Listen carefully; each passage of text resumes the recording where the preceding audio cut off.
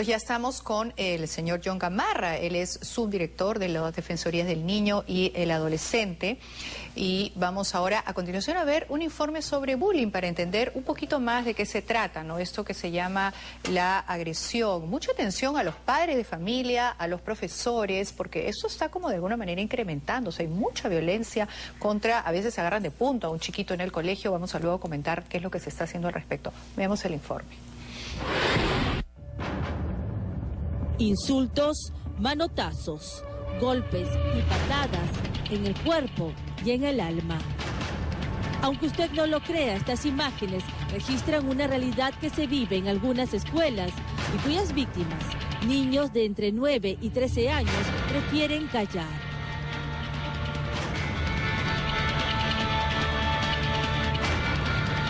Se trata del bullying o acoso escolar, una forma de maltrato psicológico, verbal o físico, producido entre los propios escolares de forma reiterada.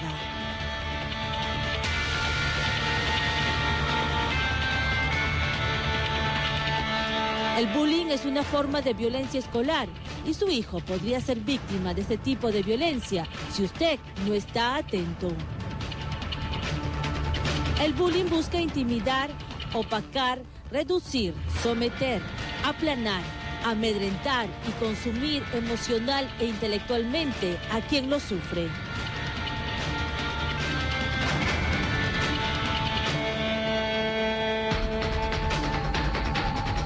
Los niños que golpean a sus compañeros satisfacen su necesidad de dominar, agredir y destruir a los demás. El acosador escolar, quien no necesariamente padece alguna enfermedad mental o trastorno de la personalidad, presenta algún tipo de psicopatología.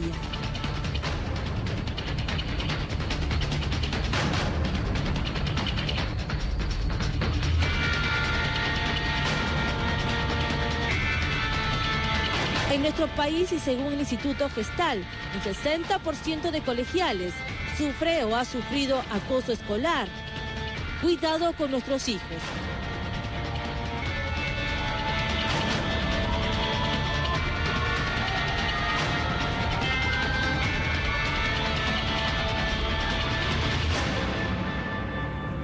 Los padres debemos estar atentos y observar a nuestros niños si presentan cambios en el apetito, en el sueño, si están deprimidos o si no quieren ir a clases. Allí algo pasa.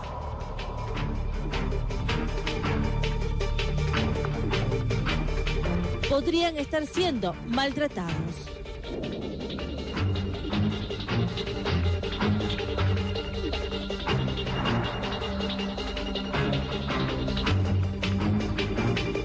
Basta de violencia también en las escuelas.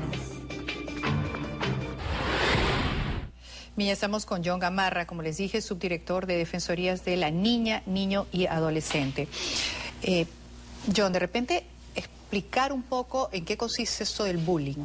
Bueno, el bullying para empezar es el hostigamiento o acoso, la violencia es una forma, pero es el hostigamiento o acoso entre pares, o sea, entre adolescentes, no de un adulto a un adolescente, sino entre adolescentes o entre niños, ¿no? Eso es lo primero que hay que considerar. Lo segundo que hay que considerar es que es recurrente en el tiempo, o sea, no porque yo te he agredido una única vez y no lo he vuelto a hacer, eso ya es bullying, sino que es permanente, o sea, yo te agarré de punto, como usualmente se suele decir. Claro. Esas son las características principales del bullying, ¿no? Ahora, a veces pasa que ponte la clase el chiquito a que lo agarra de punto, pero lo agarra de punto 1, y ese uno tiene como esa característica de líder malo de la clase, y todos se unen, entonces finalmente el chiquito termina siendo el punto de la clase.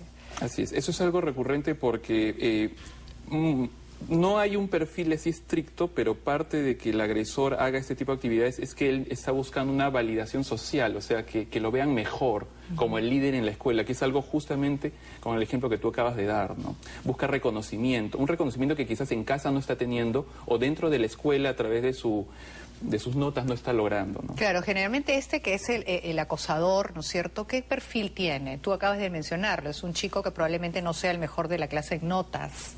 O sea, no es un chico considerado el estudioso de la clase. Busca un reconocimiento, eso es uno. Lo otro es que hay algunos chicos que han venido de contextos familiares difíciles, o sea, sufren agresiones en la casa. Desde muy pequeños, y eso les permite validar la agresión como una forma de relacionarme con el resto. Lo otro también también que puede estar pasando son chicos sobreprotegidos. O sea, yo soy un padre y engrío tanto a mi hijo que valido todas sus actitudes hacia los otros. Incluso los golpeo y le digo, está bien, no importa, porque es mi hijo. Entonces, ese tipo de sobreprotección no solamente no ayuda al agresor, o sea, genera agresores, también puede estar generando futuros agredidos. ¿Por qué? Porque si yo lo sobreprotejo a mi hijo, él no tiene mecanismos de defensa propios, que todo niño debe de tener, que toda persona en realidad debe tener. Claro, bien. Ahora, ¿y cuál es más o menos el perfil de la víctima, no? Es decir, ¿a quién más o menos siempre agarran de punto? Ahí es muy variado en el sentido en el que el agresor siempre va a tratar de buscar algo que te diferencie. Y eso no necesariamente es racial, o sea, no es una discriminación solo racial. Pero también se da. También muchísimo. se da, sí, claro, el cholo, el negro, el chino, también se da, ¿no? E incluso el blanco, si estás en un espacio donde la gran mayoría es de otra raza. Pero sobre todo el diferente, el callado, el tranquilo. El estudioso, también, el nerd de la clase. El famoso nerd de la clase, Claro. claro. Entonces yo al momento de que yo te diferencio, yo te discrimino, inmediatamente ya trato de hacer que el resto sume en contra tuya, ¿no? Claro. Ahora, ¿cuál es la actitud que deben tener el colegio, los profesores, incluso los padres? Los profesores, para empezar, muchos de ellos intervienen. Hay aún que ver con claridad también que estas intervenciones no puede ser una única intervención y no volver a hacer más, sino hay que estar permanentemente. Tampoco los profesores pueden sobreproteger a los chicos.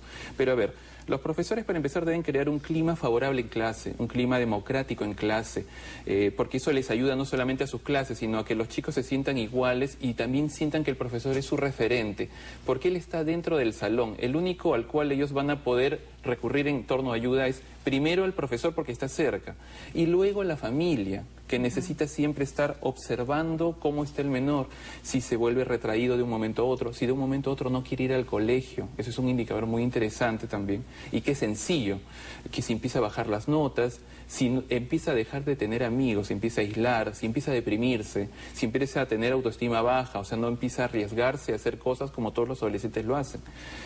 Todos esos son indicadores de chicos que ya están empezando a tener algún tipo de problema, ¿no?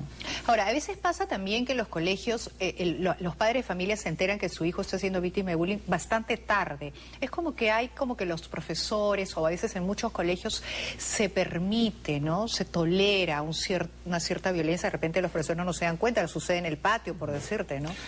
Ahí pasan dos cosas.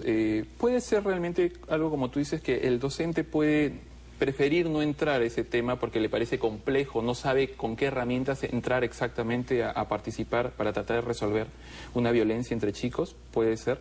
Lo otro es que este problema es muy antiguo.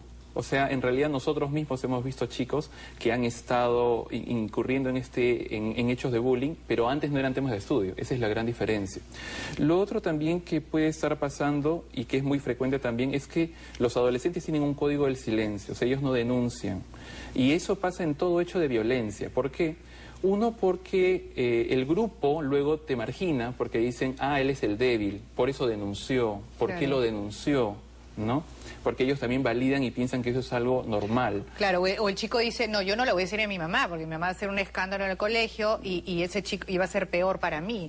Entonces también mejor se quedan calladitos. Que a veces las intervenciones de los padres, al no ser, digamos, en coordinación con el profesor, al no ser algo que trate de buscar una solución permanente al problema, sino tratar solo de llamar la atención, resulta en realidad empeorando las cosas, ¿no? Eso pasa también. Claro, entonces, hay que trabajar, me imagino, a nivel de prevención, como tú bien dices, a crear una atmósfera de democracia, de valores en el colegio.